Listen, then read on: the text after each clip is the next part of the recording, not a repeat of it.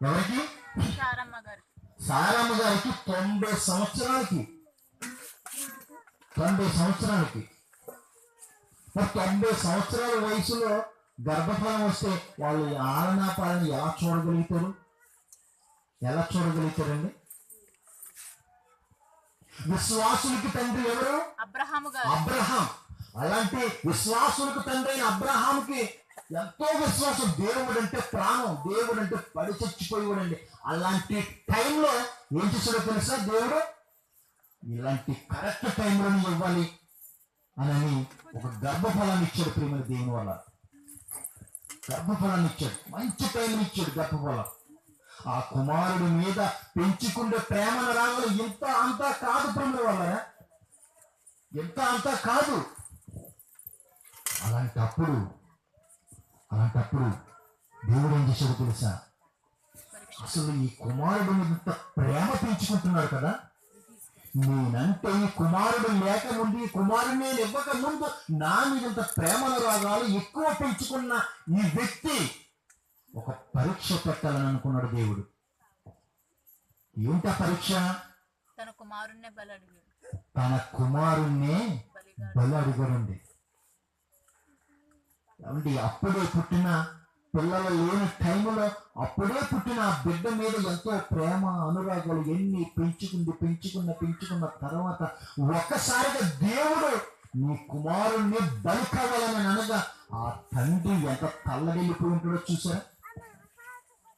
ఎంత తల్లడిల్లిపోతాడో, ఎంత మనోవేదన చెందుంటాడో. ఈ విషయం దేవుడు ఈయనకే చెప్పాడు. ఒకవేళ భార్యకు చెబితే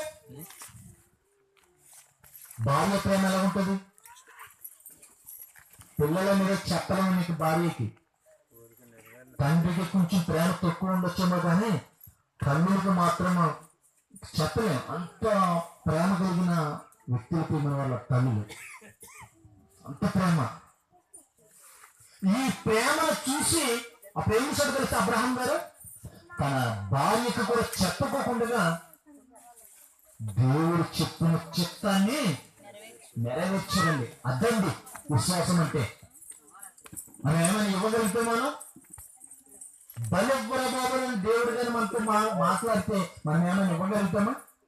ఇవ్వలేం ప్రేమ వాళ్ళ. కానీ అసలు అబ్రహాం ఏం చేస్తాడనని దేవుడు ఏం చేశాడో తెలుసా? పరీక్ష పెట్టాడు. ఆ పరీక్ష కోసం మళ్ళీ ఎక్కడికి? కొండకాడికి, మోయాబు కొండకాడికి తీసుకెళ్ళిపోయాడు ప్రేమ వాళ్ళ. అక్కడికి తీసుకెళ్ళిపోయిన తర్వాత అది ఎంత దూరం అనుకుంటున్నారు? నుంచి 1500 కిలోమీటర్ల దూరం ఉంటుందేమో ప్రేమ వాళ్ళ. అంత దూరం ప్రయాణం నడిపించాడు. ఎందుకో తెలుసా? ఏ క్షణాన్ని మార్పు వస్తుందో, ఏ నిమిషంలో వెనక్కి మారిపోతాడో అని పరిశోధన పెట్టాడు. అంత దూరం ఎందుకు పెట్టాడు అనుకున్నారు? ఇక్కడే ఒక 2-3 కిలోమీటర్లు బలిచ్చానని అంటే ఈజీగా వెళ్ళిపోతావు కదా. అంత దూరం ఎందుకు పెట్టాడు? ఏదో ఆలోచన ఉంది, దేవుని కొరకు ఏదో ఆలోచన ఉంది. అంత ఆలోచన అయినప్పటికీ కూడా వెనకాల సేనాధిపతిని వీళ్ళందరినీ గంట పెట్టుకుని తీసుకుని వెళ్ళిపోతున్నాడు ప్రేమ వల్ల. తీసుకుని వెళ్ళిపోయేటప్పుడు కత్తిని పేర్చాడు. కత్తిని పేర్చేటప్పుడు కొడుకు అడిగాడు. ఏమని అడిగాడండి? తండ్రి కట్టెలున్నాయి కానీ దీని పైన పొట్టేలేదు తండ్రి. పొట్టేలు అంటే బలి. ఆ టైంలో ఎక్కువ పొట్టేలు అనగా మేక పిల్లల్ని బలిచ్చేవారండి. మేక పిల్లల్ని ఎక్కువ శాతం బలిచ్చేవారు. ఎవరికి? దేవునికి. కత్తులు తెచ్చావు, ఇది బాగానే ఉంది, కత్తి ఇక్కడే ఉంది, ఇది బాగానే ఉంది, మరి పొట్టేలేదు తండ్రి అని అడిగినప్పుడు ఆ తండ్రి ఎలా కుమ్ములిపోయి ఉంటాడో చూడండి ఒకసారి. ఎలా కుమ్ములిపోయి ఉంటాడో, ఎంత బాధపడి ఉంటాడో, ఎంత వేదన చెంది ఉంటాడో, ఎంత వేదన ఎవరికి వెళ్ళిపోయి ఉంటాడో చూడండి ఒకసారి. ఒరే నాన్న, నిన్నేరా నేను చంపడానికి ఇంత దూరం తీసుకొచ్చింది, ఒరే నీకోసం మరి ఈ కత్తులనని ఏం చెప్పగలుగుతాడండి? ఒరే నేను నరకడానికి ఈ కత్తి పక్కన పెట్టానని ఏం చెప్పగలుగుతాడండి ఆయన? ఎంత నలిగిపోయి ఉంటాడో చూడండి. ఆ కన్న పీగు ఎంత విలవిలలాడిపోయిందో చూడండి ఒకసారి. ఎంత విలవిలలాడిపోయిందో, ఎంత మనోవేదన చెందాడో, ఎంత బాధ పెట్టుంటాడోనండి, ఎంత బాధపడ్డాడో. వెంటనే ప్రేమ దేవుని వల్ల ఆ బిడ్డను తీసుకున్నాడు, చేతులు కట్టాడు, కాళ్ళు కట్టాడు. అయినప్పటికీ కూడా తండ్రి నన్ను ఎందుకు ఇలా చేస్తున్నావని కొడుకు కూడా తిరగేలేదండి, తిరగేలేదు ప్రేమ వల్ల. ఆ వెంటనే ఆ బిడ్డను తీసుకున్నాడు. తీసుకున్న వెంటనే కట్టెల మీద పడుకోబెట్టాడు. కట్టెల మీద పడుకోబెట్టి ఆ కత్తి తీసాడు ప్రేమ వల్ల.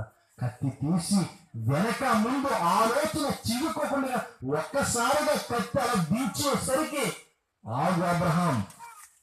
చూసావా? ఒక్కసారిగా దేవుని స్తోత్రం చెప్పండి ప్రేమ వల్ల. ఎందుకంటే ఒక్కసారిగా కత్తి ఇలాగా పెట్టడమే ఆగు అబ్రహాం. ఆ మాట అనకపోతే చంపేసినది కొడుకునే. ఎంత విశ్వాసం అండి, ఎంత విశ్వాసం అండి. అప్పుడు ఇచ్చాడని బిరుదు,